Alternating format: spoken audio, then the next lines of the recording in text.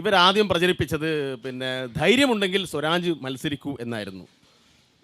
എന്തുകൊണ്ട് സ്വരാജിനെ പോലുള്ള ആളുകൾ ഇവിടെ സ്ഥാനാർത്ഥിയാവുന്നില്ല എന്നായിരുന്നു. സ്വരാജ് വന്നതിന് ശേഷം പിന്നെ എന്താ ഇവർ പ്രചരിപ്പിക്കുന്നത്? സ്വരാജ് വന്നതിന് ശേഷം ഇവർ പറയുന്നു അയ്യോ ട്രെയിനിൽ വന്നു എന്നല്ലേ പറയുന്നത്. അപ്പോൾ യഥാർത്ഥത്തിൽ സ്വരാജ് വന്നതോടുകൂടി UDFൻ്റെ ക്യാമ്പാകെ അക്ഷരാർത്ഥത്തിൽ ഞെട്ടി.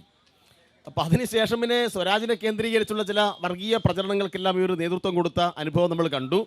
അപ്പോൾ ഒരു തരം വർഗീയ പ്രചരണത്തിനും സ്വരാജിനെ തകർക്കാൻ വേണ്ടി കഴിയില്ല.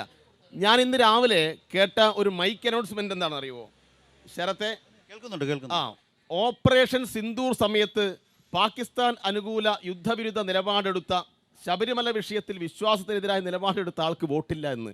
ഇത് ഞാൻ കരുതി പെട്ടെന്ന് BJPയുടെ അനൗൺസ്മെന്റ് ആയിരിക്കുമെന്ന്. നോക്കും BJPയുടെ അനൗൺസ്മെന്റ് അല്ല, ആ അനൗൺസ്മെന്റ് കോൺഗ്രസിന്റെ അനൗൺസ്മെന്റ് ആയിരുന്നു.